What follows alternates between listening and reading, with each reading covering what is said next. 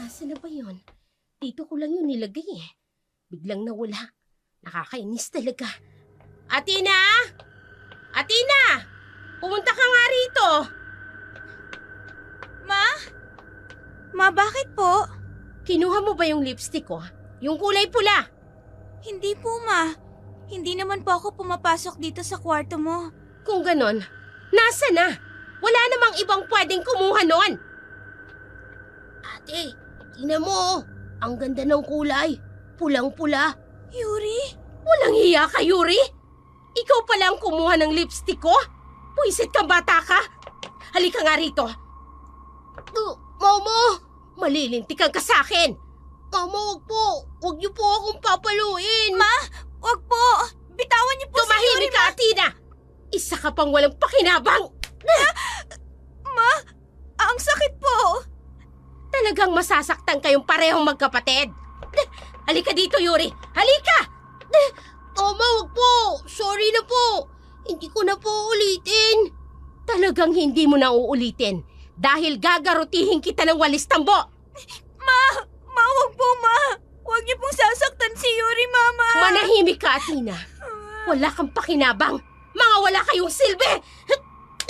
Mama, tama na po. Masakit po.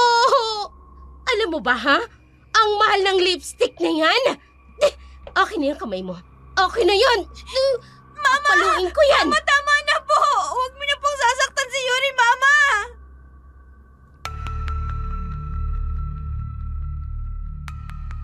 Sa laulang ina, ganon ang turing sa mga inang walang pakialam sa sarili nilang pamilya.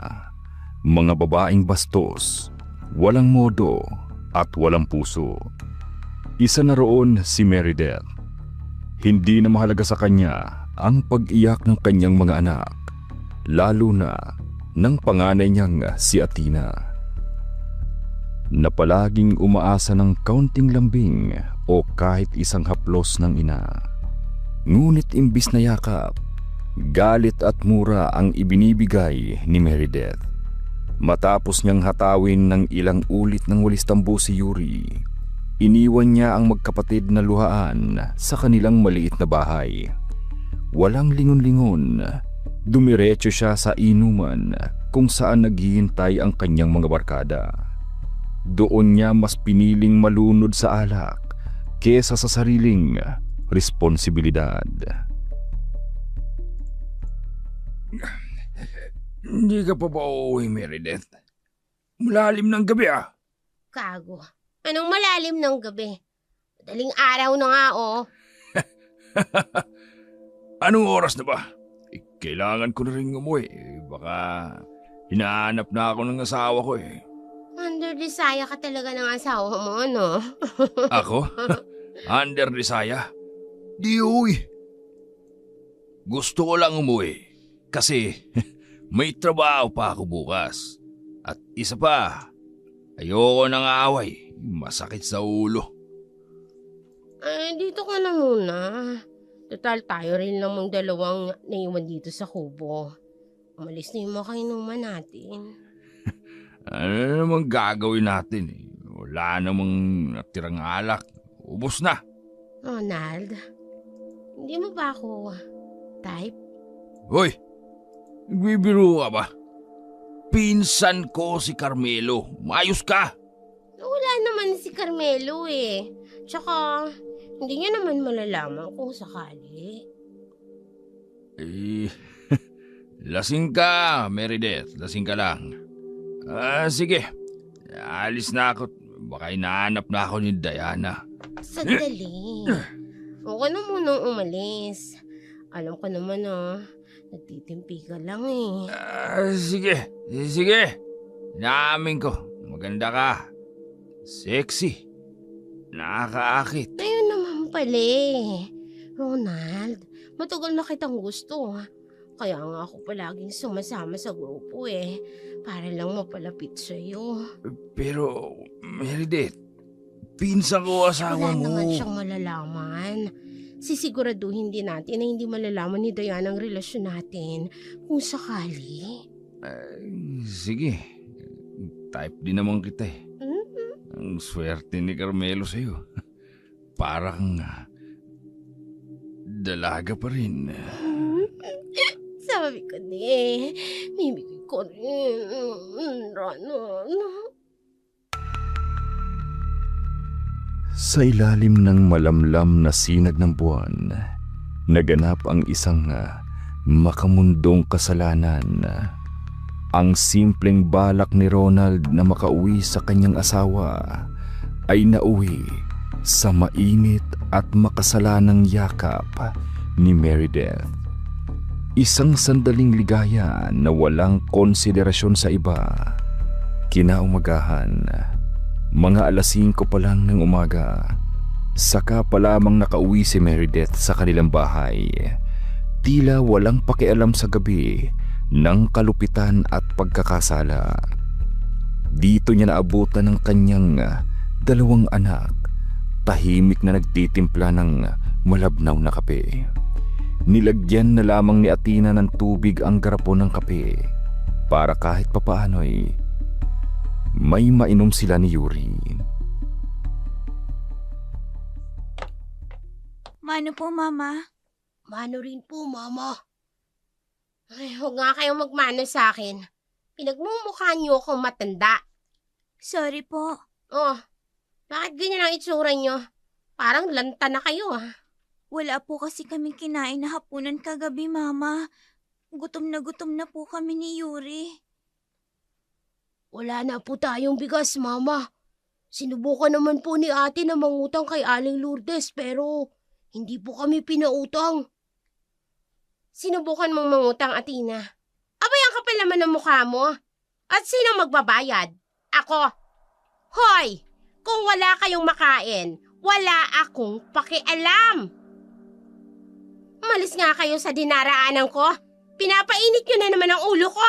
Pero, Mama, wala pa po bang padala si Papa? Ma, kahit 20 lang po sana. Makabili lang po ako ng tinapay. Gutom na talaga Sabi kami, na tumahimik ka eh. Isang salita pang marinig ko mula sa'yo, Athena. Sinasabi ko sa'yo, puputok yung nguso mo. Huwag niyo ako istorbohin. Matutulog ako. Masakit ang ulo ko. Paano na tayo, ate? Gutom na ako. Ubusin mo na yung latak ng kape mo. Maghahanap ako ng paraan para makakain tayo, Yuri. Kung narito lang sana si Papa, sana hindi tayo nagugutom. Wala si Papa, Yuri. Kaya wala tayong maasahan. Dahil kinukuha lahat ni Mama mga padala ni Papa. At ginagastos niya sa sugal at saka sa inom. Ate, Sige na, ubusin mo na yan. Aalis muna ako saglit. Maghahanap ako ng makakain natin. bumalik ka kaagad, ate, ha? Oo, babalik din ako agad.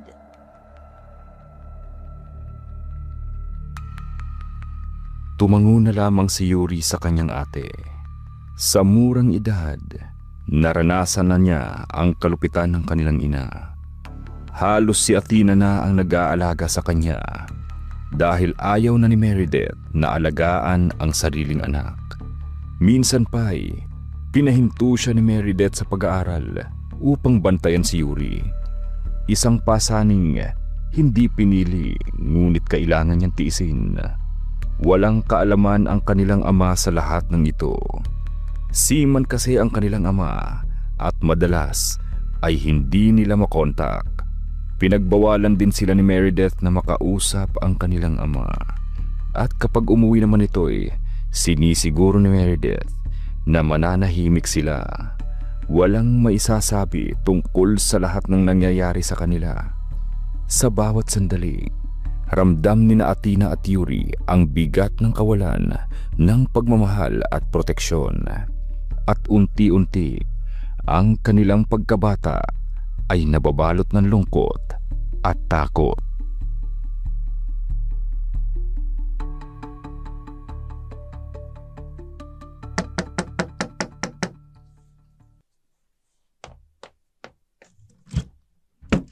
Oh, Athena, anong ginagawa mo dito?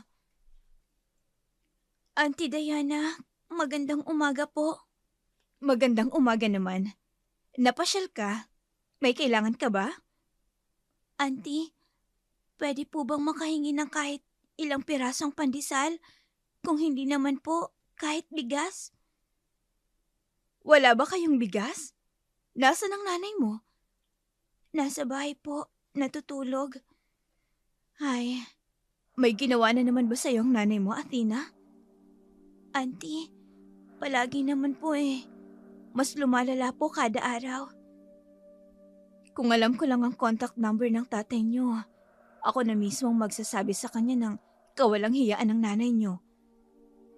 May Facebook po sana si Itay, kaso hawak din ni nanay ang Facebook ni tatay. Tuso talaga yung si Meredith. O siya, halika, pasok ka dito sa loob. Salamat po, Auntie.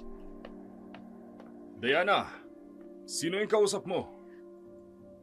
Etong pamangkin mo, si Athena, nanghihingi ng pagkain. Ronald, kausapin mo nga yang si Carmelo. At sabihin mo sa kanya ang kapabayaan niyang si Meredith. Ha? Ano ka ba naman, Diana? Alam mo namang salaulang pag-uugali niyang si Meredith na yan eh. At Athena, halika, pasok at bibigyan ka namin ng pagkain ng Auntie Diana mo. Maraming salamat po, Uncle Ronald. Ang bait niyo po talaga. Sa'yo din po, Auntie Diana.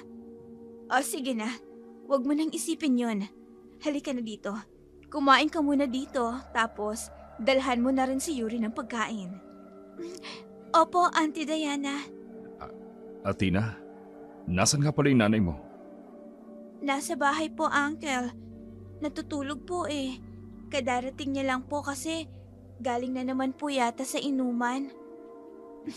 Kita mo na yan, Ronald. Sa laula talaga yang si Meredith. Napakapabayang ina. Diana, magdahan-dahan ka sa pananalita mo. Nasa harapan natin yung bata. Ayos lang po yun, Uncle. Kumain na lang tayo. Athena, damihan mo yung pagkain mo ha. Tapos itong itlog, itong tinapa, At itong sinangag, itabi mo para kay Yuri. Maraming salamat po talaga. Tiyak na matutuwa po nito si Yuri. Masayang sumalo ng agahan si Athena sa mag-asawang Diana at Ronald. Pasulyap-sulyap si Ronald sa kanyang pamangkin na si Athena. Dalagita na ito. Kahit nangangayayat ang katawan, hindi maipagkakaila ang angkin nitong ganda. Matangkad rin ito kung ikukumpara sa mga kaedad niya. Sa inosenteng anyo ng dalaga, hindi mapigilan ni Ronald ang mapailing. Dahil sa kasamaan ni Meredith, wala itong amor sa mga anak nito. Pera lang ni Carmelo ang habol ng babae. Gustuhin man niyang sabihin sa kanyang pinsan ang kawalang hiyaan ni Meredith. Pinagbantaan siya ni Meredith. Oras na magsumbong siya, isisiwalat ni Meredith kay Diana ang nangyari sa pagitan nilang dalawa. Bagay na ayaw mangyari ni Ronald. Ayaw niyang masira ang kanyang pamilya. Bilisan mo kumain, Yuri. Baka mamaya makita tayo ni Mama. Pagalitan na naman tayo. Dahil lang hingi tayo ng pagkain kila Auntie Diana. Buti na lang. Mabait sila Auntie Diana at Uncle Ronald. Binigyan nila tayo ng pagkain, ate. Tama ka. Kung hindi dahil sa kanila, baka namatay na tayo sa gutom. Athena! Yuri! Naku, gising na si Nanay Yuri. Ubusin mo na yung pagkain, bilis. Opo, ate. Nasaan ba kayong dalawa?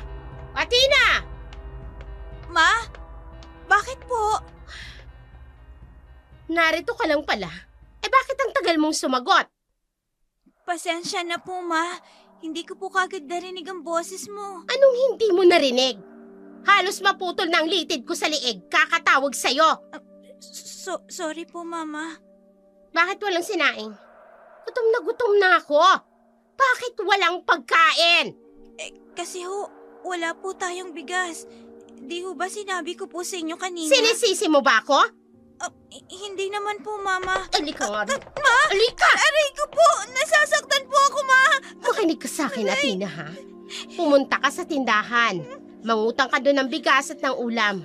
Bilisan mo yung kilos mo! Pero ma, ayaw po ni Aling Lourdes magpautang. Peste! Talagang swapang yung Lourdes na yan eh. O siya, hetong pera. Ibili mo yan ng bigas at ulam. Bilisan mo! Dahil pagbalik mo, magluluto ka pa!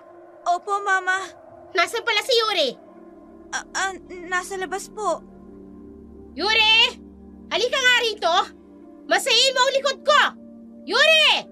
Opo, Mama! Nariyan na po! Pinahid na lamang ni Athena ang mga luhang tumutulo sa kanyang mga mata. Bago niya tinapunan ng tingin ang nagmamadaling si Yuri na papasok ng bahay. Kita niya ang takot sa mga mata nito. Binilisan niya ang pagpunta sa tindahan ni Lourdes upang bumili ng bigas at ulam. Pagdating niya sa harap ng tindahan at matapos mabili ang mga kailangan, napahinto siya ng biglang may humintong isang lalaki sa harapan niya. Matangkad, mistizo at guwapo. Sa murang edad ni Athena, marunong na siyang humusga ng anyo ng lalaki. At masasabi niyang isa ang lalaking yun sa mga pinakagwapong nakita niya. Mala artista ang tindig at dating. Bakit po, Kuya? Pwede ba ako magtanong? Tungkol po saan? Gusto ko sanang magtanong sa'yo kung may alam kang paupahan dito sa inyo. By the way, ako si Alvaro. Sir Alvaro. Meron po, dun po sa kapitbahay namin, kila Aling Simang. Pwede mo ba akong samahan? Oo naman po. Sabay ka na lang po sa akin. Pauwi na rin po ako eh. Salamat. Ano nga palang pangalan mo? Athena po. Hindi na kumibo si Athena at nagpatuloy sa paglalakad. Hindi naman siya natakot na samahan ang estranghero. Dahil malapit lang naman ang bahay nila si Mang, halos bakod lang ang pagitan ng bahay nila. Pagkarating nila sa harap ng tarangkahan nila si Mang, agad niyang tinawag ang matandang may-ari at sinabing may nais umupa sa kanila. Natuwa naman ang matanda at nagpasalamat sa kanya. Matapos nyon ay nagpaalam na si Athena kay Alvaro, saka pumasok sa kanilang sariling tarangkahan. Ngunit hindi pa man niya tuluyang naisara ang gate, ay agad siyang hinablot ng kanyang ina. Ma, bakit po? Sino yung nakita kong kasama mo, ha? Si Kuya Alvaro ho. Alvaro. Ngayon ko lang siya nakita dito sa atin. At anong ginagawa niya dyan kina si Mang? Kamag-anak ba yan ni si Mang? Hindi po, Mama. Mangungupahan po siya. Talaga? Mukhang magtatagal siya dito sa atin. Base sa mga dala niyang gamit. Sige ho, Ma. Magsasaing na po ako. Mabuti pa nga. Bilisan mo ang pagluluto mo dahil nagugutom na talaga ako. Opo, Mama. Gwapo itong si Alvaro, ha? Ang ganda ng tindig. Matipuno, moreno, matangkad. At ang lalaki ng kanyang mga braso. Maugat din ang kanyang mga kamay. Ay, grabe. Ang talas ng mga mata ko, basta gwapo talaga. Ay. Bago tuluyang pumasok sa bahay, napansin ni Athena ang kakaibang ngiti ng kanyang ina habang nakatanaw sa bahay ni si Mang. Ipinagkibit-balikat na lamang niya yun bago nagpatuloy upang magluto ng pagkain. Samantala, matapos kumain si Meredith ay agad itong naghanda upang umalis. Suot ang hapit at sexing damit at matingkadang make-up. Lumabas siya ng kwarto na wari walang pakialam kahit nakatingin sa kanya ang sariling mga anak. No, bakit ganyan kayo makatingin sa akin? May problema ba? Wala po, Mama. Aalis ako. Huwag niyo akong hanapin.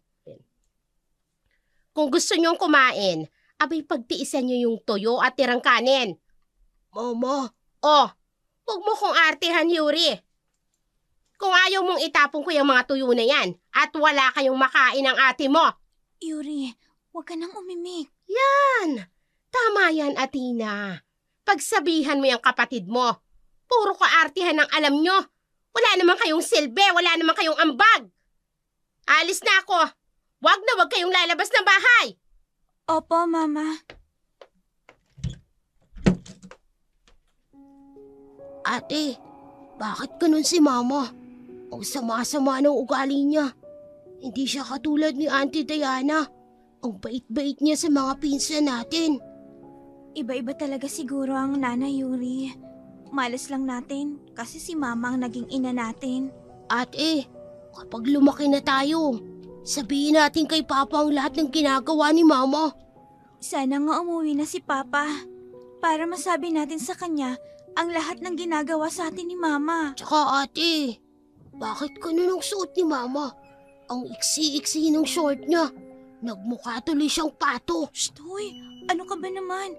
Ang bibig mo, huwag kang ganyan. Totoo naman eh. Tsaka yung damit niya, hapit na hapit.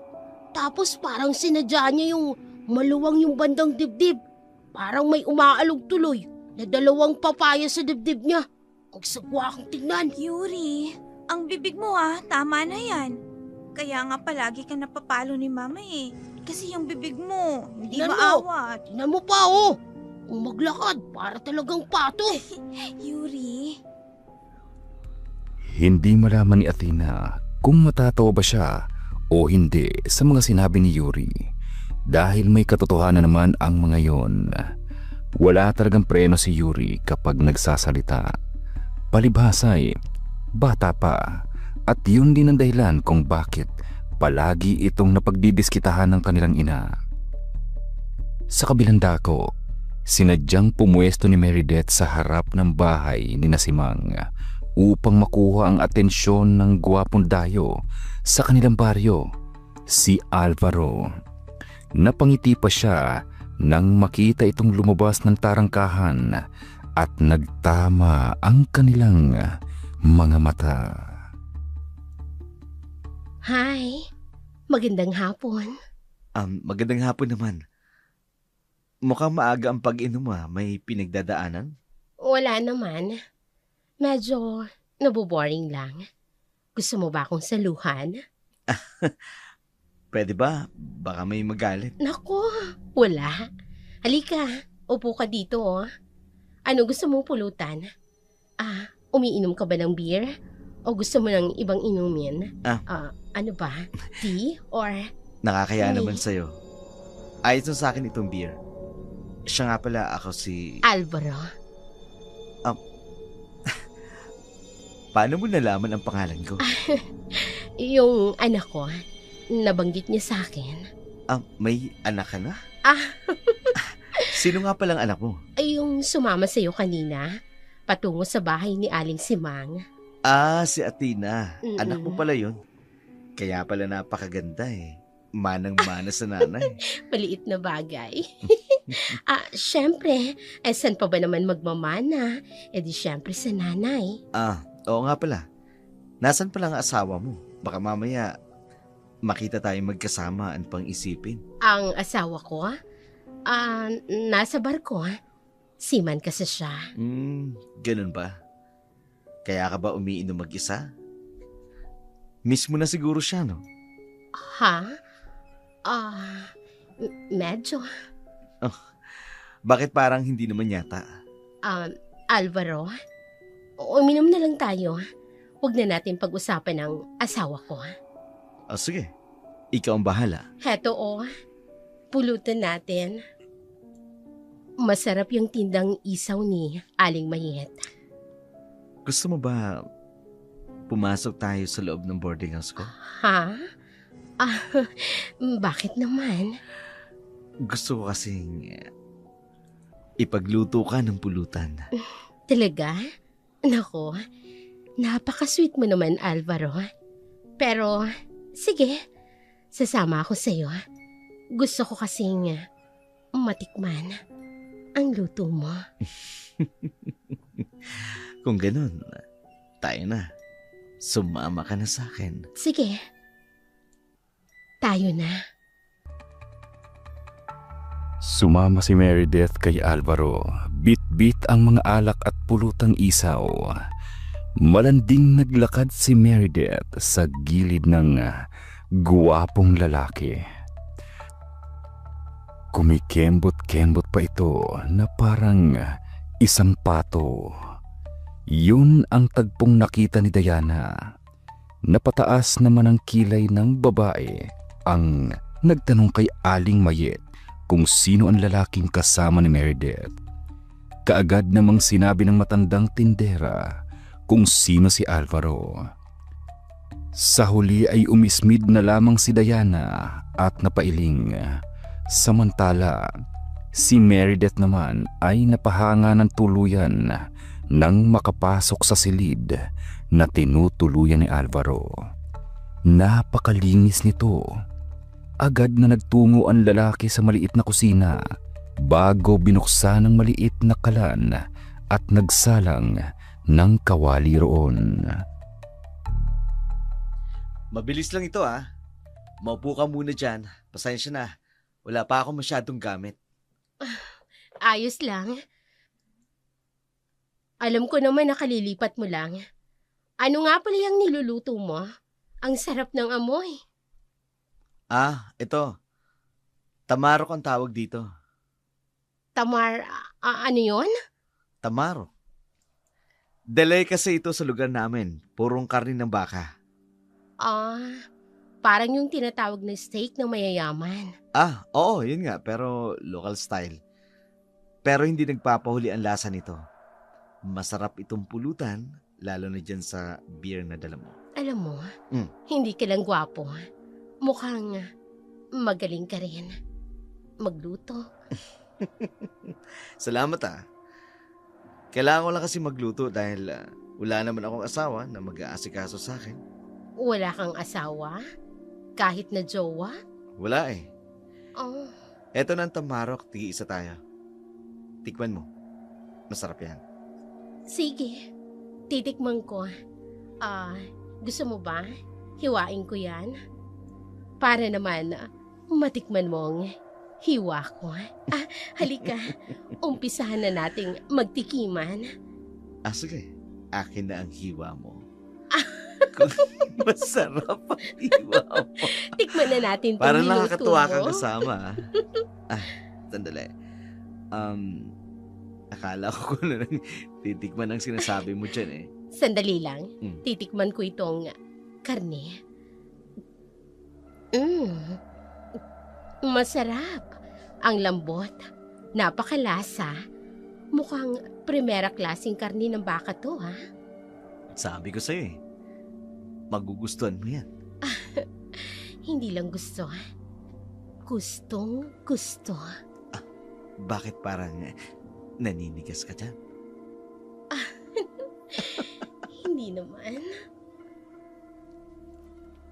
Maganang kumain si Meredith kasama si Alvaro.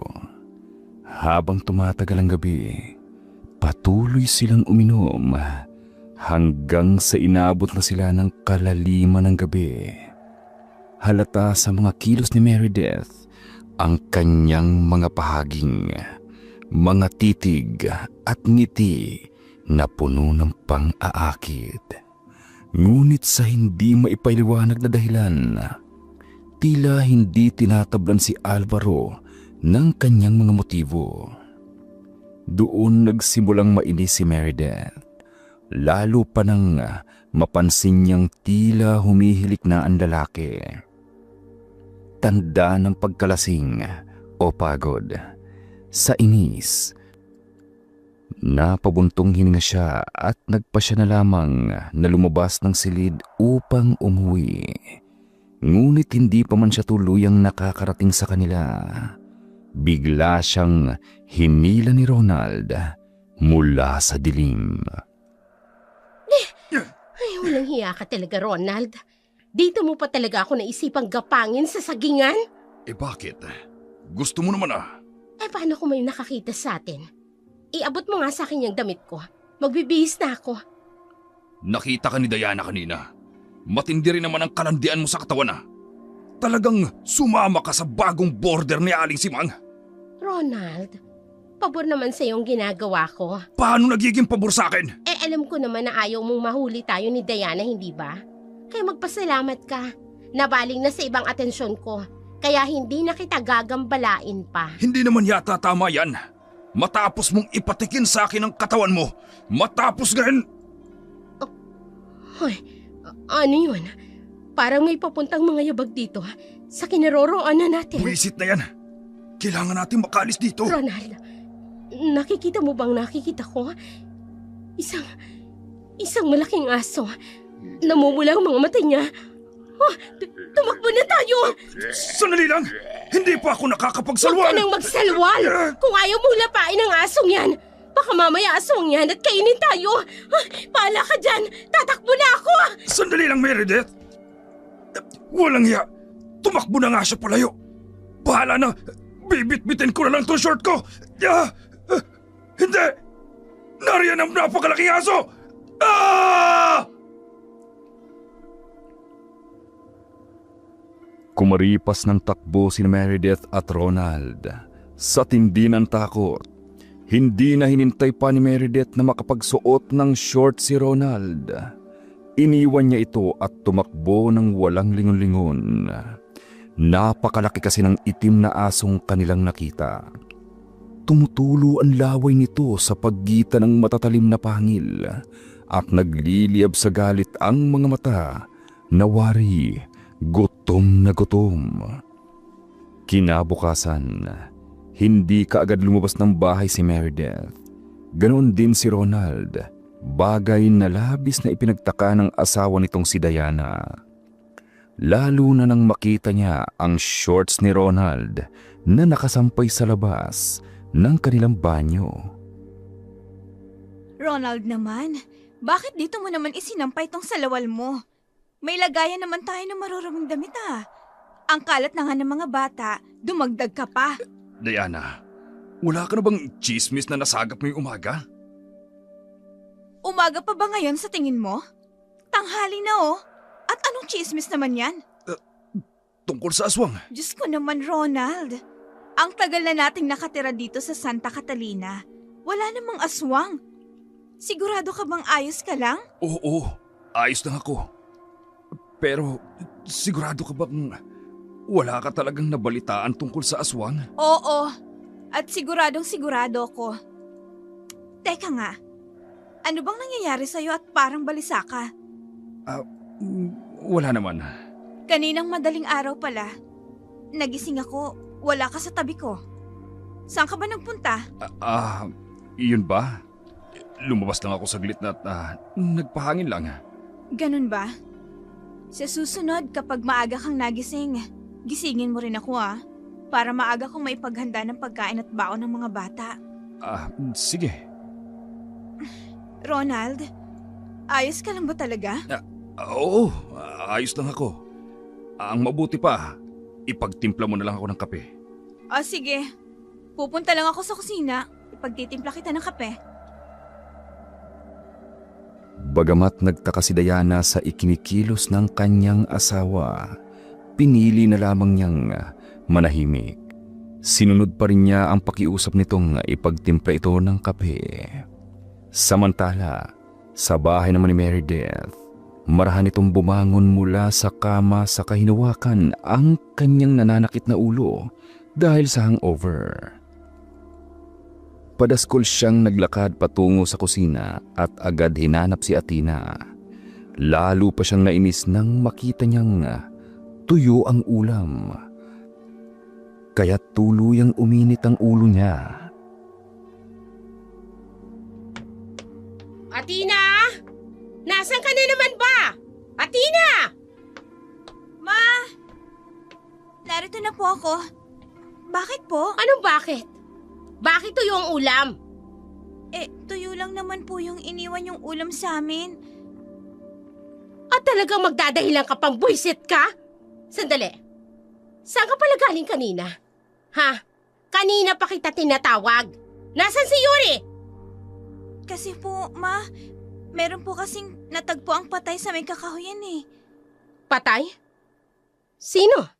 Yung apo po ni Aling Ibyang at ni Mang Tano. Si Aya po. Kailan daw namatay si Aya? At bakit siya namatay? Yun nga rin po ang ipinagtataka ng mga tao, Ma. Kasi po, wala po ang lamang loob ni Aya. At wala rin po ang dugo niya. Parang sinipsip daw ho. Pinaglololoko mo ba ako, Athena? At sino namang baliw ang gagawa ng ganong klaseng pagpatay? Kailan daw namatay? Kagabi lang daw po. Kung sa kakahuyan siya natagpuan. Teka, malapit lang yun sa sagingan kung saan kami Bakit po, Mama? Wala.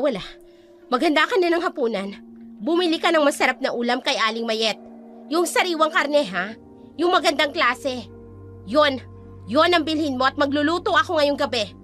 Opo, Mama. Tawagin mo si Yuri. May utos ako sa kanya. Kaagad na sinunod ni Athena ang utos ni Meredith. Tinawag niya si Yuri na noon ay abala sa pagdidilig ng mangilan-ngilang tanim na gulay sa kanilang bakuran. Kita ni Athena ang takot sa mga mata ng kapatid. Ngunit wala itong nagawa kundi sumunod. Pumasok ito sa loob ng bahay upang puntahan si Meredith. Matapos bumili ng ulam si Athena, agad yung inasikaso ni Meredith. Saglit na nakaramdam ng saya ang magkapatid sa pag-aakalang makakakain na rin sila ng masarap na pagkain. Ngunit napalitan yon ng panghihina at lungkot nang makita nilang isinasalin ng kanilang ina ang mga nilutong nitong pagkain sa mga lagayan. Oh, ay bakit ganyan kayo makatingin? Akala nyo ba sa inyo tong pagkain na to? Mama, gutom na po kasi kami. Wala naman akong pakialam. Ayan, may tirang ulo ng isda. Iulam nyo yan ngayong gabi. Pero, Mama... Huwag mo na nga akong aartihan, Athena. Bakit? Yung pusa nga kayang lunukin ng buo yung tinik. Kayo pa kaya? Kaya sigurado ako, magagawa nyo rin kainin yan. Mama, kahit konting ulam lang po. Oo nga po. Tumigil ka na, Yuri, ha? Kung hindi, tatamaan ka sa akin. Yuri, huwag ka na lang magpumilit. Tama. Sawayin mo yung kapatid mo. Aalis na ako. Huwag kayong lalabas ng bahay. At huwag nyo na rin akong hintayin. Matulog na kayo kung gusto nyo. Opo, Mama. Ay, siguradong magugustuhan ito ng pagbibigyan ko. Ay, nako. Ate, bakit ganun si Mama? Parang hindi niya tayo mahal. Hindi ko rin alam, Yuri. Ang mabuti pa, hihimayin ko na lang tong mga nakadikit na laman ng isda dito sa mga tirang ulo ng isda. Sana umuwi na si Papa, ate. Para masabi natin sa kanyang lahat ng ginagawa ni Mama sa atin. Pero Yuri, 2 taon ang kontrata ni Papa sa barko. At alam mo namang ayaw ni Mama na umuwi si Papa. O kahit magbakasyon man lang, diba? Bakit ang sama-sama ni Mama sa atin? Samantalang yung mga kaklase ko, mahal na mahal sila ng mama nila. Palagi pa silang hinahatid sa school.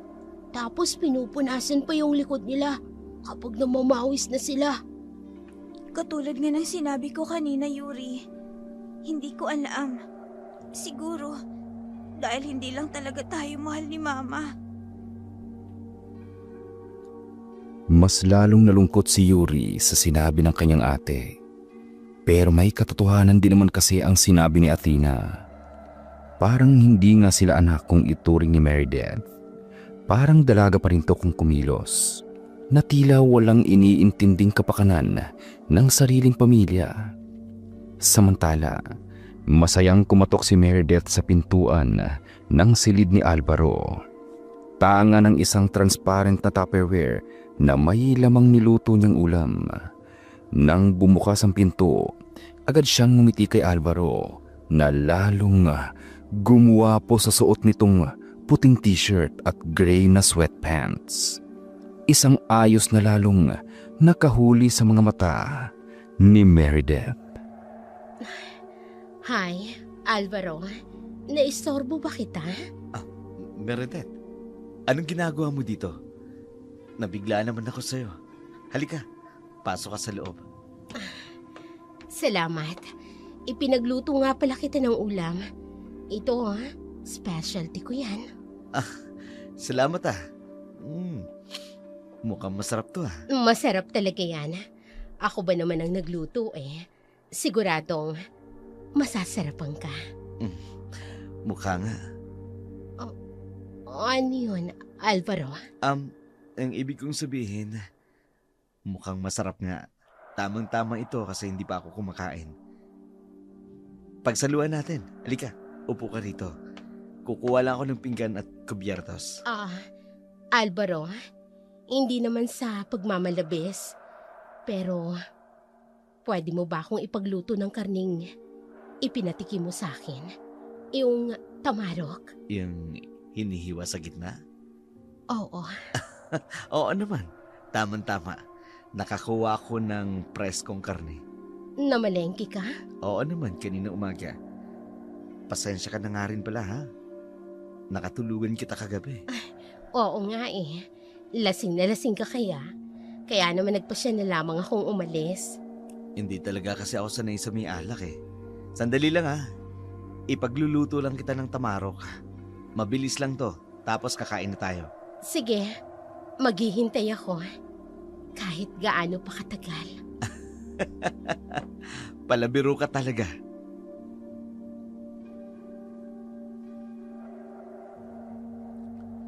Malalagkit ang tingin ni Meredith sa guwapong lalaki habang ipinagluluto siya nito. Sa tuwing nagkakaroon ng pagkakataon, ngumingiti si Alvaro sa kanya. At tuwing lumilitaw ang malalalim nitong dimple sa pisngi, lalo siyang kinikilig. Matapos maluto ang karne, agad siyang pinagsilbihan ni Alvaro, bagay na lalong nagpapalalim ng pagkagusto ni Meredith sa binata. Pagkatapos nilang kumain, nagkwentuhan pa sila. Hindi hinayaan ni Meredith na matapos agad ang kanilang usapan upang mas matagal pa siya sa silid ni Alvaro.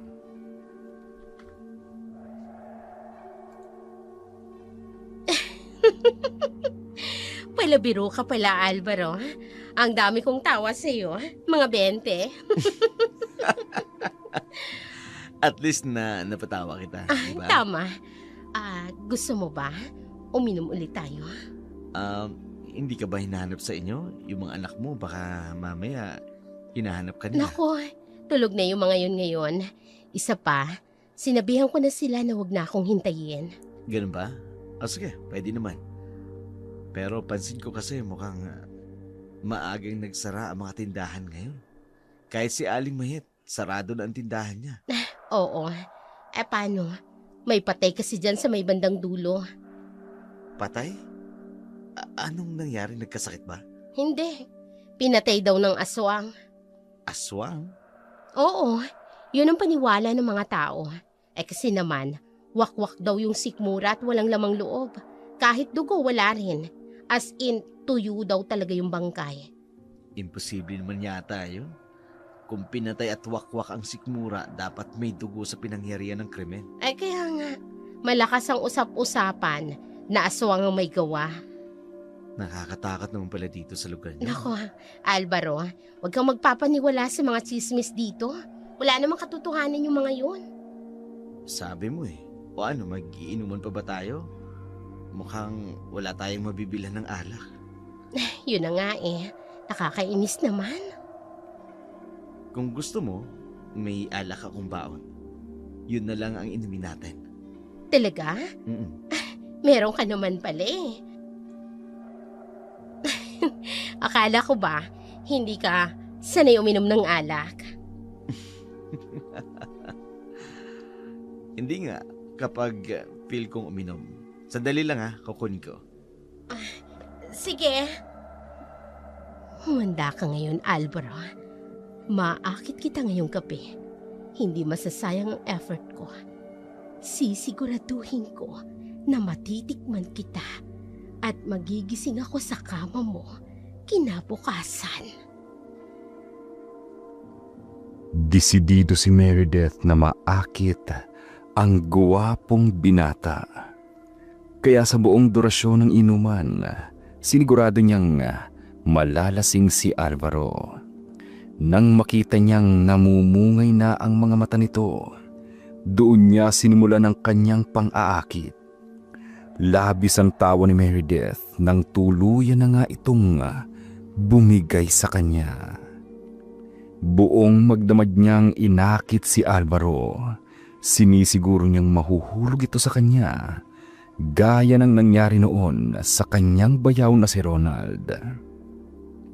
Kinabukasan, laking gulat ni Alvaro nang makita niyang magkatabi sila sa kanyang maliit na kama. Ngunit ngiti lamang ang isinukli sa kanya ni Meredith.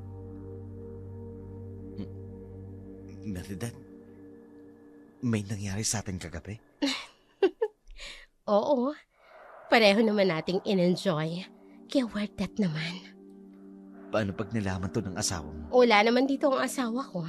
At isa pa, sinisigurado ko naman na hindi siya uuwi. Ganun ba? Ibang klase ka din Hindi mo talaga ako tinigilan Kung gano'n, alam mo na inakit kita? Lalaki ako, Meredith. Walang matinong babae na may asawa ang dadayo sa bahay ng isang binatang lalaking katulad ko at maghahamon ng inuman. Kung gano'n naman pala, bakit hindi mo ko sinunggaban kaagad nung una? Sinigurado ko lang muna. Baka mamaya sabihin mo at ako. Ikaw ha? May itinatago ka rin palang kalandian. By the way, kailangan mo nang bumangon at umuwi sa inyo. May kailangan pa kasi akong puntahan. Ha? Saan naman? Basta, Pwede ba akong pumunta ulit dito mamaya? hindi na kailangan. Alvaro naman. Hindi na kailangan dahil ako nang pupunta sa bahay mo. Talaga? Hmm. Aasahan ko yan ha. Hihintayin kita mamaya. Oo. Sige na. Umuwi ka na. Walang pagsidla ng tuwa si Meredith. Hindi niya pinansin ang mga taong galing sa lamay na mariin siyang tinitingnan pagkalabas niya ng bahay nila si Mang. Kung saan nangungupahan si Alvaro, dinig pa niya ang boses ni si Mang na nakikipag-usap sa mga tsismosang kagagaling lang din sa lamay. Sinabi nitong pangalawang beses na raw niyang nakita si Meredith na galing sa silid ni Alvaro. Hindi maitago ang pamimintas sa mga mata ng kanyang kapitbahay. Ngunit walang pakialam si Meredith. Pagkarating niya sa kanilang bahay, nadatnan niya sina Yuri at Athena na naglilinis ng bakuran. Agad niyang tinawag ang dalawa na kaagad namang lumapit sa kanya. May ipag-uutos po ba kayo, Mama? Meron. Gusto kong linisin yung maigi yung bahay, lalo na ang kwarto ko. At ikaw, Athena, magluto ka ng masarap na hapunan dahil may bisita akong darating. Sino pong bisitang darating, Ma? Huwag mo nang itanong kung sino. Sundin mo na lang ang pinag-uutos ko. Kaya sige na, magluto ka na. At ikaw, Yuri, lampasuhin mong mabuti ang sahig ng silid ko. Opo, Mama. Oh, ano pang hinihintay niyong dalawa? May kilos na. Ang babagal Daig niyo pang pagong sa kupad.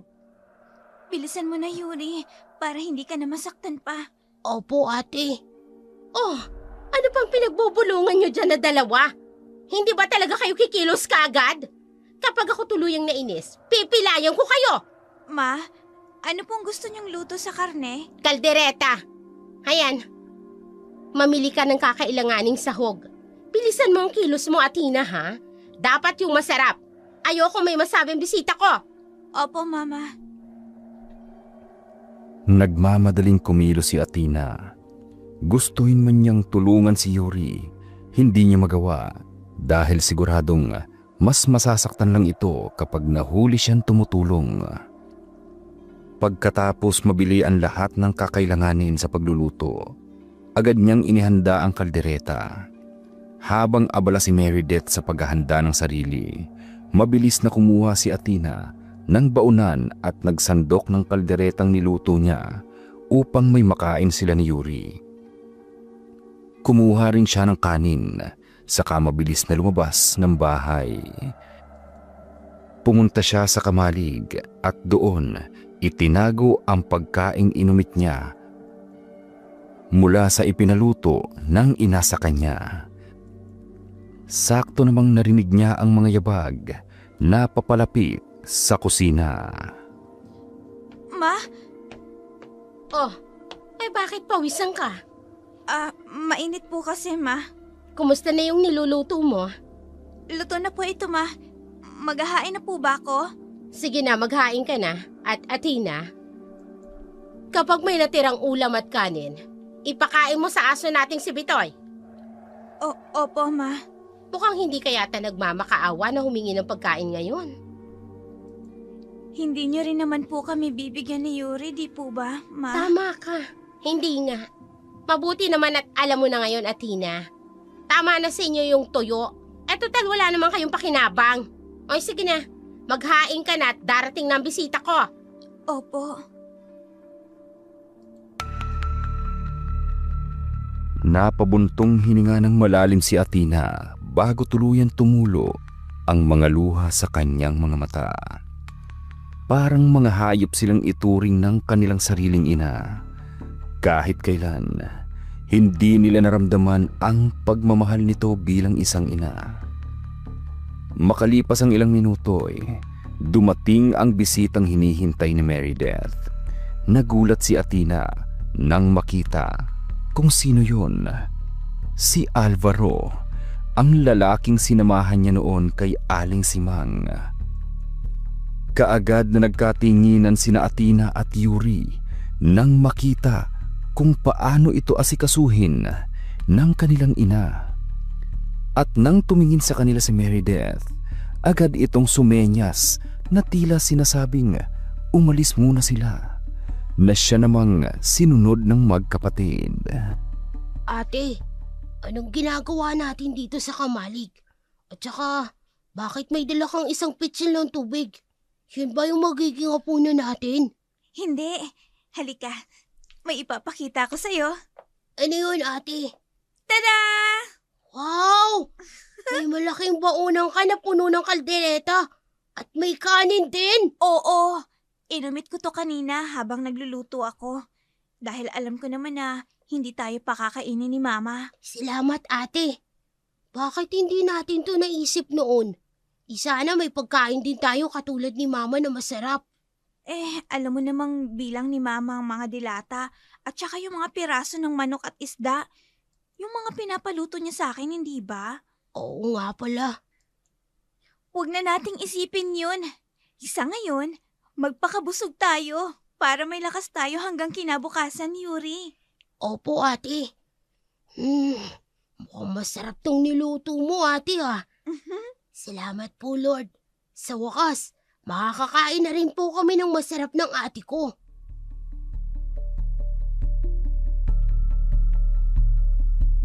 Hindi alam ni Athena ang mararamdaman niya nang makita ang tuwa at galak sa mga mata ni Yuri. Halos maiyak siya nang makita kung paano mabilis na kinain ni Yuri ang kanin at kaldereta na parabang isang asong gala na gutom na gutom. Matapos nilang kumain, maingat nilang hinugasan ng ang mga baunan gamit ang tubig na dinala mula sa kamalig. Sinisiguradong walang bakas na maiiwan. Samantala, si Alvaro at Meredith naman ay masayang nag-uusap sa hapag. Napansin ni Alvaro na lahat ng tira nilang pagkain ay inilagay ni Meredith sa kainan ng kanilang aso.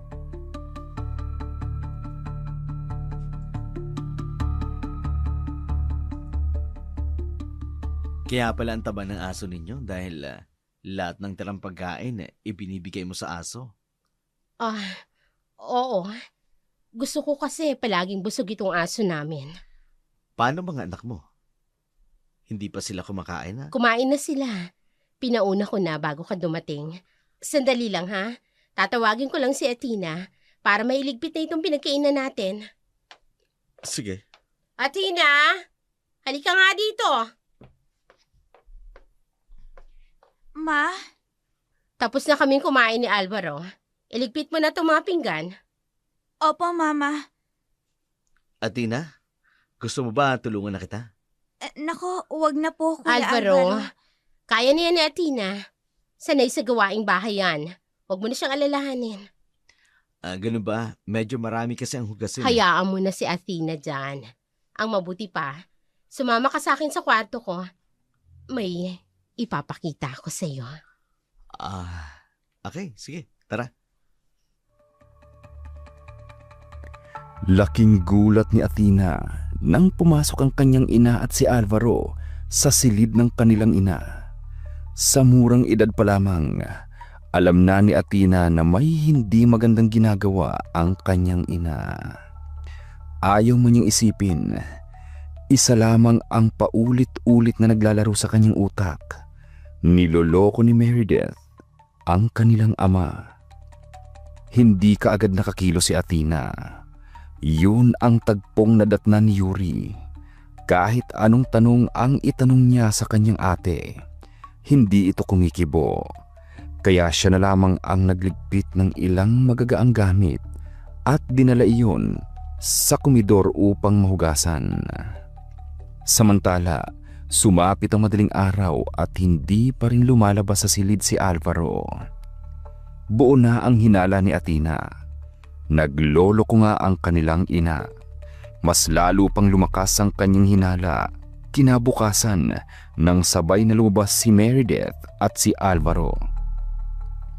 Nakatapis lamang ng tuwalya si Meredith at naka-boxer short naman si Alvaro.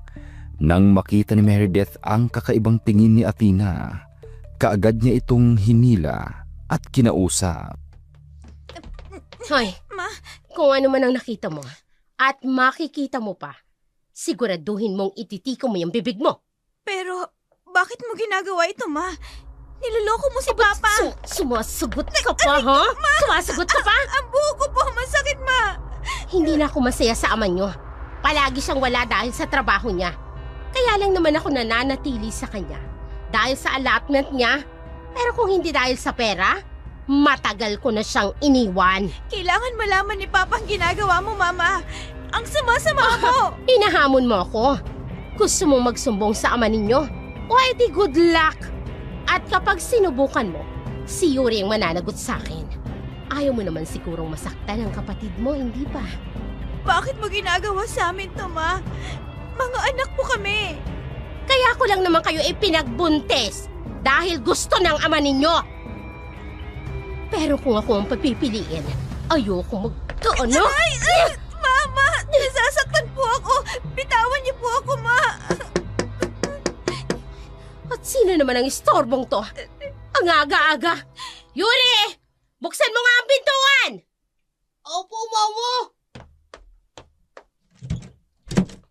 Yuri, nasan ang mama mo? Nasa loob po, Auntie Diana. Yuri, sino ba yan? Si Auntie Diana po, Mama. Hinahanap po kayo. Oh, ano naman kailangan mo? Ang aga mo naman yatang mangapit bahay. Magandang umaga sa iyo, Meredith. Hindi ako pumunta dito upang mangapit bahay. Narito ako dahil hinahanap ko si Axel. Bakit po, Auntie? Nawawala po ba si Axel? Athena, hindi siya umuwi kagabi. Pinaghahanap namin siya ng Uncle Ronald mo pero hindi talaga namin siya mahanap. Nagtatanong-tanong na rin kami sa ibang malalapit na kaibigan niya pero wala rin silang alam. Auntie, ganyan din po yung nangyari kay Ate Aya. Shh! Yuri, huwag ka magsalita ng ganyan. Eh bakit dito mo hinahanap si Axel, Diana? Nagbabaka sakali lang naman ako, Meredith. magpinsan ng mga anak natin. Kaya hindi imposibleng pumunta dito si Axel. Hindi naman close ang mga anak natin. Kaya hindi pupunta dito yung anak mo. Dahil nilalayo mo ang mga anak mo. Kahit gustong-gusto naman nilang maging malapit sa isa't isa. Ako pa talagang pinapalabas mong masama? Bakit?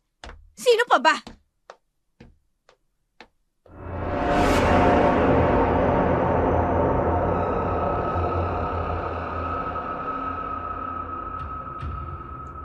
Anong nangyayari dito, Meredith?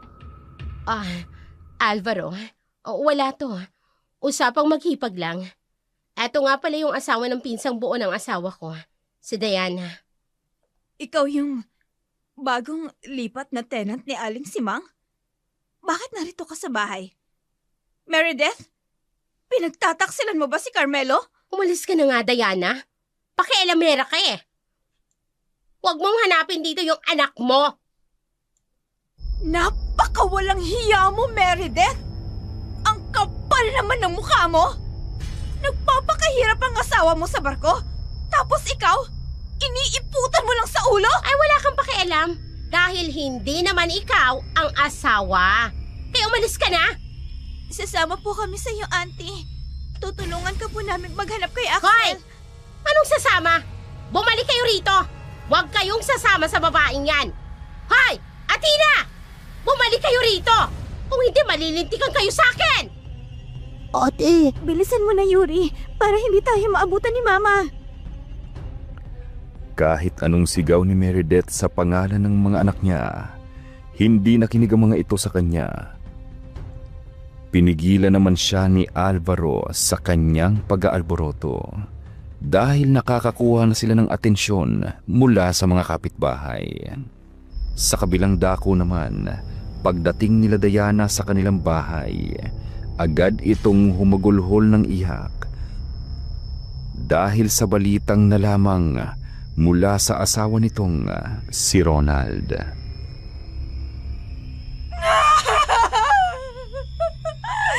Mga hayop! Sinong may gawa nito sa anak ko? Sinong demonyong pumatay sa anak ko? Ganito kabrutal! Anak ko, Axel! Patawarin mo kami! Sama tayo. Hindi ka man lang namin ay pagtanggol! Kung sino man ang may gawa sa'yo nito, sisiguraduhin namin mananagot!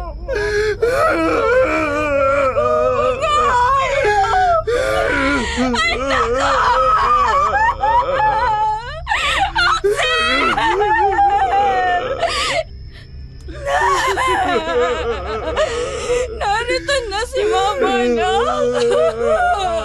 Gumising ka dyan, anak! Axel!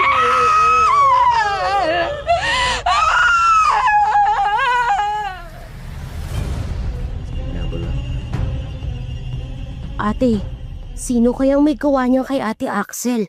Hindi ko rin alam, Yuri. Pero sigurado ako, ang pumatay kay Aya at Axel, iisa lang. Totoo ba na may aswang? Ano nang gagawin natin, ate? Paano kung tayo naman ang isunod ng aswang? Ayoko nang lumabas tuwing gabi. Huwag ka mag-alala, Yuri. Poprotektahan kita. Hindi kita pababayaan. Opo, ate.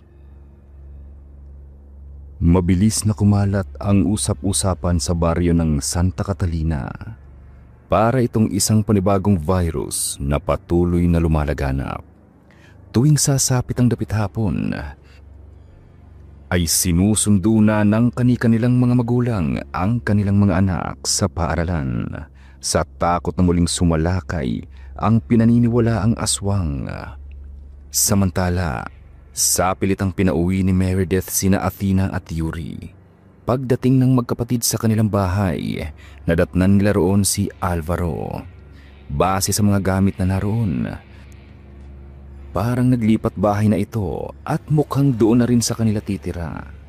Pakiramdam ni Athena, parang babaliktad ang sikmura niya dahil sa kawalang hiyaan at kataksilan ng kanyang ina. Naputulan tayo ng tubig. Kaya ikaw, Yuri, mag-igib ka ng tubig sa poso. Gamitin mo yung galon na kaya mo lang para may pampaligo kami ni Alvaro.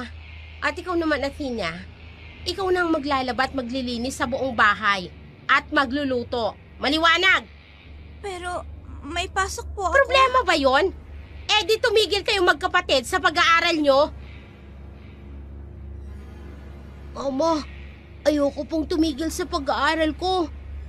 Mas marunong pa kayo sa akin. Kapag sinabi ko na tumigil kayo sa pag-aaral, yun ang masusunod. Huwag kayong magmagaling. Dahil kung hindi, tatamaan kayo sa akin. Bernadette, ang ingay niyo naman dyan.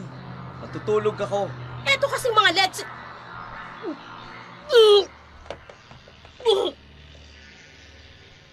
Mama, ano pong nangyayari sa'yo? Nasusuka ako. Mabuti pa pumunta ka dun sa banyo. Ano ba kasing nangyayari sa'yo? Hindi ko alam. Parang bigla lang hinahalo kayong sikmuro. Nasusuka na talaga ako. Pumunta ka sabi sa banyo eh. Dito ka pa talaga sumuka sa sala, Bernadette. Athena, linisin mo yan. Bilisan mo. Hindi ko kayang amoy ang baho. Opo. Ano ba? Ang bagal-bagal mong kumilos. Mama, bakit mo naman po ako itinulak sa pinagsukahan mo? Puisit ka kasi. Ang bagal mong kumilos. Yuri, linisin yung magkapatid ng pinagsukahan ko na yan, ha? Dapat pagbalik ko wala na yan. Opo, ma. Ate, halika. Tutulungan na kita. Umiiyak na nilinis ng magkapatid ang pinagsukahan ni Meredith. Kakaiba ang amoy niyon. Malansa at parang nabubulok na laman ng isda.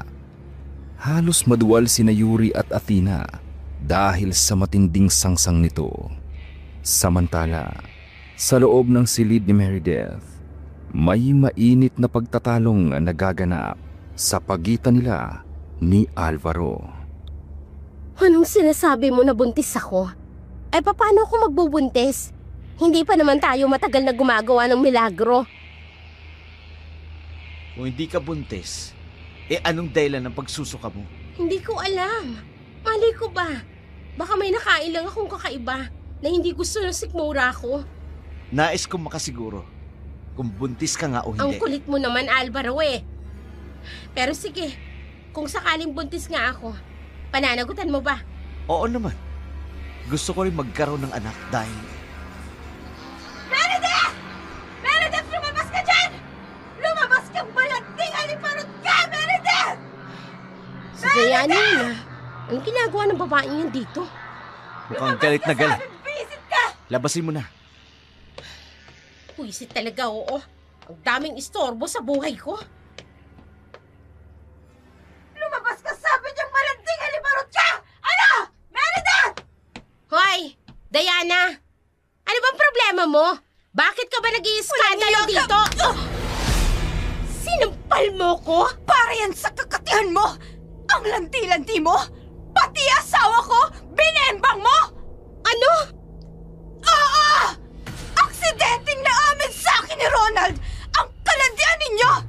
At ang kabasosang ginawa ninyong dalawa! At ito! Isaksak mo sa baga mo ang pati mo! Paano napunta sa'yo to? Inuwi ni Ronald sa bahay at nahalo pa sa pinaglaban kong damit! Walang hiya ka talaga, Meredith! Ako pa ang nagregalo niyan sa'yo? Tapos aahasin mo rin lang pala ang asawa ko? Wala kang hiya! Ang kapal na mukha mo! Ang kati-kati mo na nga! Nililibahin mo pa sa iba ang dumi at kahalayan mo! Wala ka talagang konsensya! Pamilya mo lang sinira mo! Pati pamilya ko sinira mo! Tama na sabi! Nasasaktan ako! Ano ba? Hiya ka talaga! Aray ko! Kulang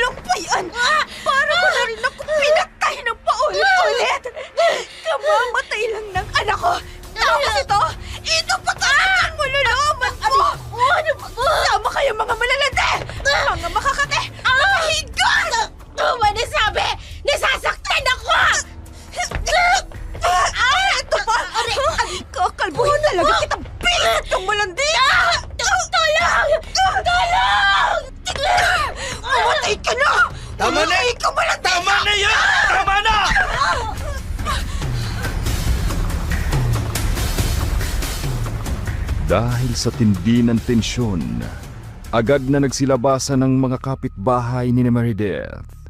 Doon nila nalaman ang lahat ng kahalayan ni Meredith at Ronald dahil sa mga sinabi ni Diana sa kanyang hipag na dinig ng mga tao. Naawat lamang ang dalawa nang magtulungan ng ilang kapitbahay upang paghiwalayin sila sa gitna ng kanilang sabunutan.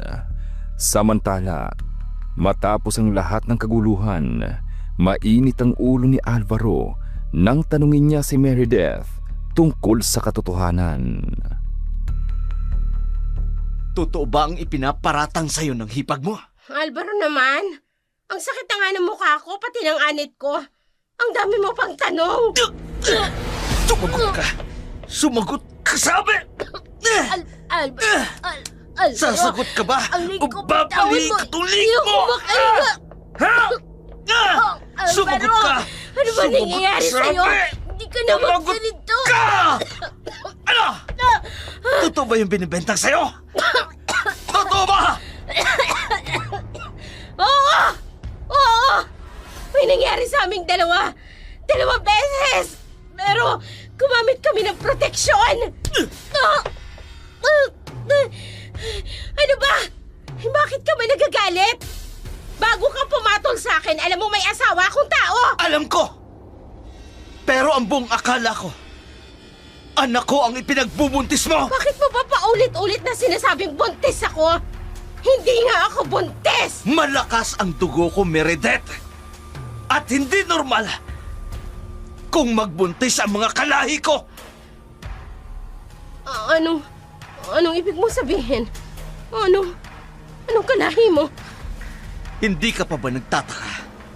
Simula nang dumating ako, may 2 ng biktima. Ano bang ibig mong sabihin? Sa bagay, wala namang laman yung utak mo. Puro kalandian. Hindi. Ang ibig mong sabihin? Oo. Ako ang pumatay sa 2 dalagita, Meredith. Ako ang uminom ng kanilang dugo at kumain ng kanilang lamang loob! Hindi. Isa kang halimaw.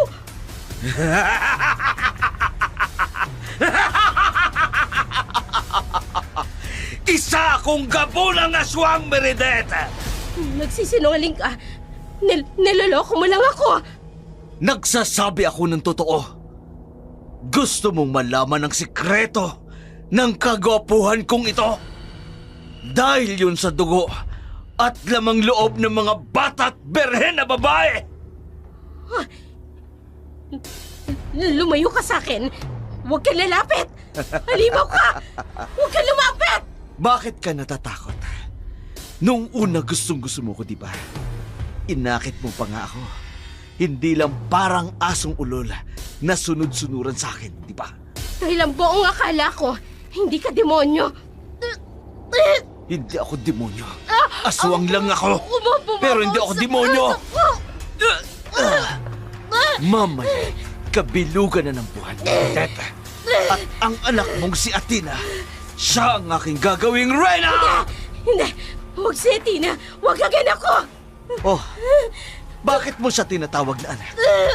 Ang isang salaulang inang katulad mo, wala kang karapatang tawagin siyang anak, Meredith.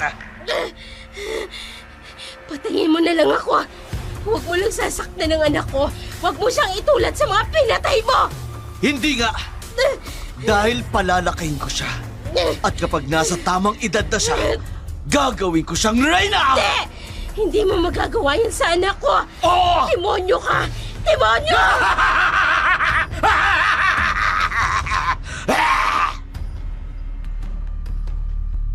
Ngunit tumawa lamang ng malakas si Alvaro at agad na binalot ng takot si Meredith.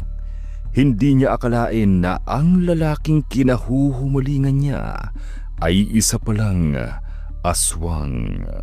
Doon niya napagtanto na kakaiba nga ang mga kilos nito sa tuwing magkasama sila. Lalo na't sa tuwing nagigising siya sa kalagitnaan ng gabi ay wala ito sa kanyang tabi. Kinagabihan, nang masigurado ni Meredith na tulog si Alvaro, pinuntahan niya si Athena at Yuri sa kamalig upang isakatuparan ang binabalak niyang gawin. Mama, Mabuti naman at sinunod niyo ang utos ko na dito kayo sa kamalig matulog. Bakit po, Mama? At ang mga gamit niyo, kailangan niyo nang umalis dito. pero bakit po, Mama? Saan po tayo pupunta? Hindi ko alam. Basta kailangan nating umalis dito. Tayo na. Bilisan niyo ang kilos. Opo, Mama.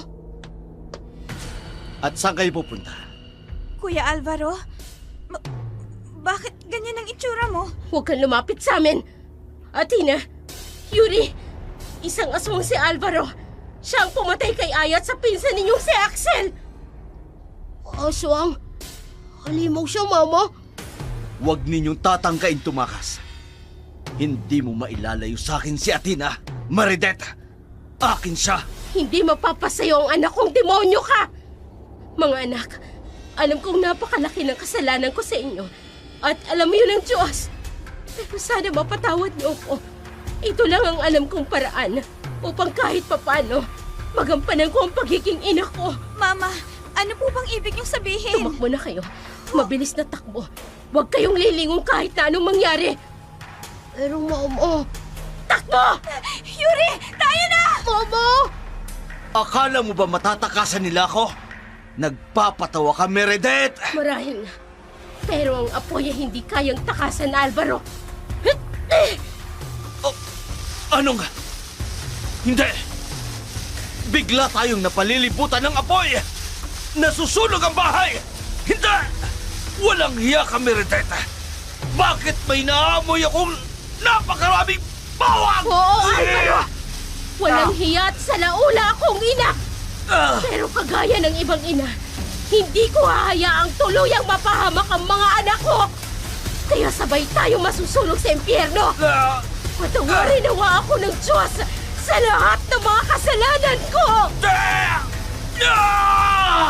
Hindi ko maaari!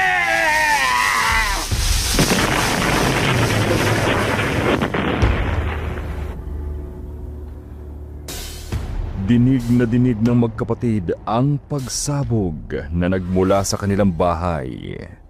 Ganun na lamang ang panlulumo nila nang makita ang nasusunog nilang tahanan.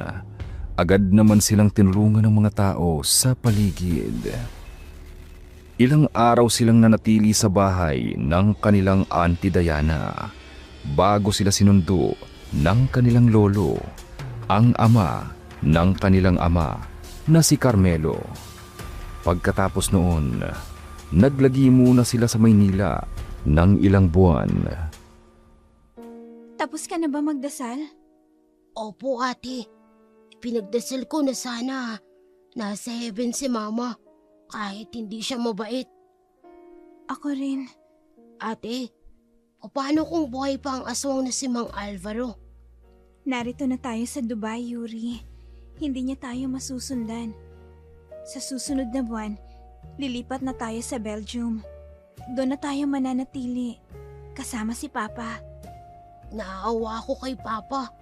Sobrang nasaktan siya dahil sa ginawa ni Mama. Kaya nga narito tayo, di ba? Para samahan si Papa. Yuri, lahat tayo nasaktan dahil sa ginawa ni Mama. Pero magpasalamat pa rin tayo sa Diyos. Dahil sa huli, iminulat niya si Mama. At hindi niya hinayaan na tuluyan tayong mapahamak sa kamay ni Alvaro. Dahil iniligtas tayo ni Mama.